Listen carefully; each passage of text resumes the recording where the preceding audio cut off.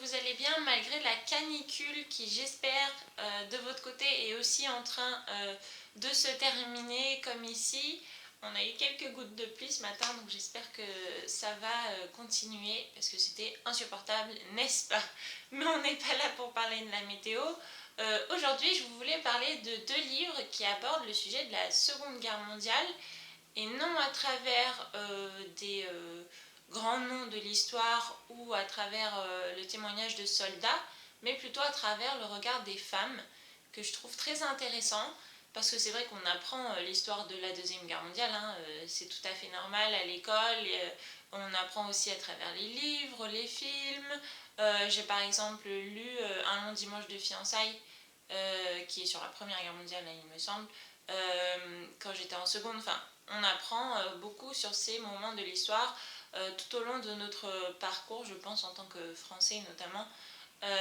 Et en fait, je trouve qu'il est intéressant aussi d'avoir des témoignages ou des récits, hein, que ça soit fictif ou non, sur ce que j'appelle la petite histoire, entre guillemets, hein, de ceux qui sont restés derrière et qui ont permis au pays de continuer à avancer, hein, pendant ces moments de guerre, mais aussi à le sauver, hein, notamment à travers la résistance en France. Moi je suis du Vercors, hein, donc pour ceux qui connaissent un petit peu l'histoire, hein, c'est un haut lieu de la résistance française, et donc du coup j'ai grandi avec ces notions-là, et les femmes ont beaucoup fait partie de ces mouvements-là, mais aussi ont fait partie de la force ouvrière qui ont fait continuer le pays économiquement, mais aussi je pense au niveau émotionnel aussi, avant, pendant et même après, selon moi. Et donc du coup je voulais vous parler de ces deux livres qui font partie de mon top 3 de mes coups de cœur de 2023 pour l'instant. Je ne pensais pas, mais du coup vraiment c'est vraiment des coups de cœur et c'est pour ça que je vous en parle. Et donc je commence par le premier, c'est Un air d'éternité de Clarisse Sabar. Je l'ai lu sur tablette, mais c'est les éditions Charleston. Il est sorti au printemps, il me semble. Et le deuxième livre, c'est Anna d'Alena Manstajnova. Désolée si je le prononce mal, je suis très mauvaise avec les prénoms de l'Est. Peut-être qu'il faudrait que je me renseigne. Des éditions Bleu et Jaune. Alors, commençons par Un air d'éternité de Clarisse Sabar. C'est mon deuxième livre de l'autrice. Le premier, c'était une histoire romance de Noël. Et donc là, vraiment, c'est tout autre. Ici, on suit plusieurs générations d'une même famille. Donc, notamment les femmes de cette famille pendant la Deuxième Guerre mondiale et après, dans les années 2017-2018, où une des petites filles de la famille découvre un carnet, le carnet de sa tante, qui en fait va révéler pas mal de secrets de la famille, parce que en fait, le grand-père de cette jeune fille ne veut pas parler de ces moments-là. On ne sait pas vraiment pourquoi, mais probablement parce qu'il y a eu un traumatisme. Et donc du coup, cette jeune femme qui est maman va vouloir du coup lire ce carnet et découvrir l'histoire de sa famille, notamment celle qu'ils ont vécue pendant la guerre, et donc celle de sa tante Aurélia. Et donc on découvre Aurélia qui, elle, au début de sa vie, habitait à Paris avec un père musicien, chanteur très très populaire. Et en fait, quand il y a eu la guerre qui a débarqué à Paris, ils sont retournés dans leur région natale qui est le Berry. Et donc j'ai aussi beaucoup aimé ce côté-là de découvrir cette région où je suis allée une fois, mais vraiment découvrir des régions qui sont peut-être un peu inconnues par rapport à la Côte d'Azur ou je sais pas la Bretagne. Vraiment c'est super agréable et ça a l'air très très joli. J'ai très envie d'y retourner pour faire les quelques balades, notamment autour de la rivière et des étangs. Pour ceux qui ont lu, vous avez la référence. Et donc voilà, cette jeune femme va découvrir l'histoire de cette tante qui en fait était adolescente au moment de la Deuxième Guerre mondiale et qui va vivre tout d'abord ses premiers amours et qui va donc pendant la Deuxième Guerre mondiale faire face d'abord en étant en colère parce qu'elle voulait rester à Paris et elle pensait que la guerre allait être vraiment quelque chose de temporaire. Et puis au fur et à mesure, on se rend compte que toute la famille est impliquée d'une manière ou d'une autre. J'ai pas trop envie de spoiler des choses, mais vraiment, on suit cette lecture de ce carnet à travers l'histoire personnelle aussi de cette jeune femme qui, elle, vit aussi des choses, qui rencontre un homme, qui prend soin de son grand-père et de sa mère également, qui vient de se séparer. Donc vraiment, c'est tout un cercle familial qui se rassemble au moment de la lecture de ce carnet qui décrit les années de guerre dans le Berry à ce moment-là pour cette famille et ce qu'ils ont fait pour combattre la guerre à leur petite échelle qui clairement pour moi fait partie des grandes échelles. Voilà. Et donc du coup j'ai beaucoup aimé parce que l'autrice elle a vraiment mis en avant une cohésion familiale, l'amour de la famille, mais aussi ces femmes fortes qui sont allées au bout de leur idée, qui sont allées au bout de leur courage surtout, parce que c'était pas des moments faciles, hein, j'imagine bien, et aussi qui ont cru en l'amour malgré tout et qui donc ont cru en l'humain malgré toutes les atrocités qui se passaient, même si évidemment ils n'étaient pas au courant de tout du fin fond du Berry, et puis de toute façon à l'époque on ne savait pas tout ce qui se passait, j'imagine, ça a été plutôt après. Et donc vraiment j'ai beaucoup aimé ce livre que je peux que vous conseiller et qui est très très facile à lire. C'était ma première lecture en liseuse et je pense que j'ai bien fait parce que je l'ai absolument dévoré et du coup ça a été une première expérience avec une liseuse plutôt agréable. Alors le deuxième livre, Anna, va nous amener hors de la France et va nous amener en Tchécoslovaquie avant que le pays explose et se transforme en plusieurs pays.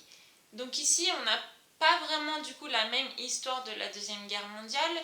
Ici on ne fait pas référence au combat des femmes, mais on fait plutôt référence à ce qu'ils ont vécu là-bas en Tchécoslovaquie, comment c'est arrivé, comment s'est passé aussi du coup tout ce qui est arrestation de juifs, parce qu'il y en a eu énormément là-bas. Et donc dans ce livre, tout d'abord on ne suit pas Anna, mais ce qui est un peu perturbant, je vous avoue, au tout début on se dit mais où est Anna? Et en fait on suit plutôt Mira, qui est la nièce de Anna, on le retrouve un petit peu après. Mais Mira, qui est une petite fille qui, dans les années 50, donc après la guerre, va perdre toute sa famille du typhus et donc forcément est orpheline et va être envoyée chez sa tante, Anna. Et donc cette tante, elle est un peu étrange. Elle n'est pas très démonstrative, au début elle s'en fiche un petit peu de Mira. Et aussi, elle a une habitude de s'habiller tout le temps en noir, les manches longues, même par chaleur. Elle ne mange pas vraiment, à part des croûtes de pain. Donc vraiment, c'est un personnage très particulier.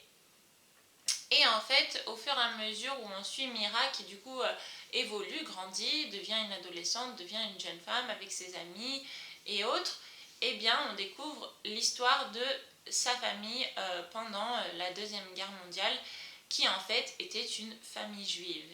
Et Mira ne le savait pas. Alors, est-ce que tout ça, c'était des choses qui se passaient vraiment à l'époque en Tchécoslovaquie? Je ne sais pas, mais c'est vrai que ces moments de guerre, j'imagine bien, vont engendrer des secrets dans beaucoup de familles, je pense dans la réalité aussi. Et donc, du coup, peut-être que dans cette famille, on s'est dit qu'il ne fallait pas transmettre cette identité juive, surtout dans les années 50, juste après la guerre, que c'était peut-être encore un peu dangereux. Et donc, à travers ce livre, dans les temporalités qui reviennent à la Deuxième Guerre mondiale, on découvre le passé tragique de Anna, cette tante, mais aussi de la mère de Mira, qui du coup ont vécu des arrestations, ils ont vécu les trajets jusqu'au camp d'apport de travail, qui du coup étaient des camps de travail forcé, hein, clairement, et aussi ensuite des camps de concentration mythiques, hein, qu'on connaît tous. Et aussi, je trouve que ce qui était très intéressant, c'était de voir comment l'amour en famille peut sauver. Parce qu'en fait, Anna n'a pas été tout de suite déportée dans les camps de travail ou de concentration parce qu'elle a été protégée par sa famille. elle a été amenée autre part. Et en fait, elle a quand même malheureusement été prise dans un camp de travail plus tard, mais une amitié va aussi lui permettre de tenir le coup et de se sauver mentalement, au moins jusqu'à ce que cela s'arrête. Et donc vraiment, je trouve que c'est des moments qu'on n'a pas forcément dans les livres d'histoire, hein, clairement. Et je trouve que d'avoir ce point de vue des femmes qui s'accrochent entre elles et qui veulent tout pour se sauver, sauver leurs enfants, sauver leur amitié et leur amour aussi, je trouve que c'est très touchant. Et je vous avoue que ce livre m'a fait pleurer à chaudes larmes. C'est pas le livre le plus joyeux, mais en tout cas, je trouve que c'est un livre qui me paraît assez réaliste et qui transmet un message malgré tout, malgré la tristesse, d'espoir, parce que en fait, Anna revient chez elle, en Tchécoslovaquie, après les camps de travail et les camps de concentration, et sa sœur aussi. Et sa sœur, contrairement à Anna, qui elle va beaucoup vivre dans le trauma de tout ça, ce qui est plutôt légitime, sa sœur, elle, va construire sa famille et donc avoir plusieurs enfants, dont Mira, qui, elle, n'était absolument pas au courant de tout ça et qui a vécu une enfance avec une mère absolument merveilleuse, un père aussi merveilleux, malgré tous les traumas qu'ils ont eus. Et vraiment, je trouve que...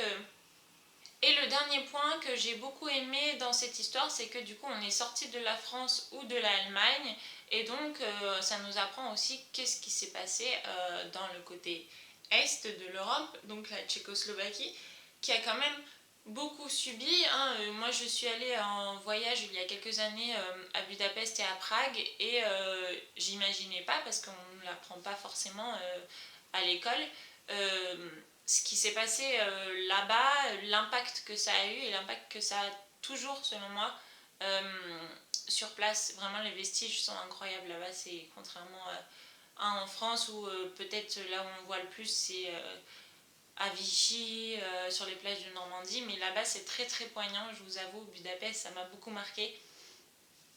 Et donc vraiment sortir de cet aspect historique de la France qu'on connaît très bien, je trouve que ça peut toujours nous apporter et nous aider à comprendre ce qui s'est passé, notamment dans ce pays qui a littéralement explosé en plusieurs pays après la Deuxième Guerre mondiale. Donc voilà, mes deux lectures féminines sur la Deuxième Guerre mondiale que j'ai absolument adorées. J'espère que ça vous intéressera, et si vous avez des recommandations de ce genre, pas forcément juste féminin, hein, sur la Deuxième Guerre mondiale ou sur toutes les histoires, tous les événements historiques en fait qui font partie du monde, et bah franchement mettez-moi en commentaire ceux qui vous ont le plus marqué, que ça soit France, Europe, Asie, Afrique, Amérique, peu importe, que ça soit femme, enfant ou homme, vraiment je suis preneuse parce que je trouve que même si c'est à travers la fiction, je trouve qu'on peut beaucoup apprendre sur notre monde et puis comprendre ce qu'il est devenu et pas faire les mêmes erreurs peut-être. Sur ce, je vous souhaite de bonnes lectures et je vous dis à la semaine prochaine. Ciao ciao!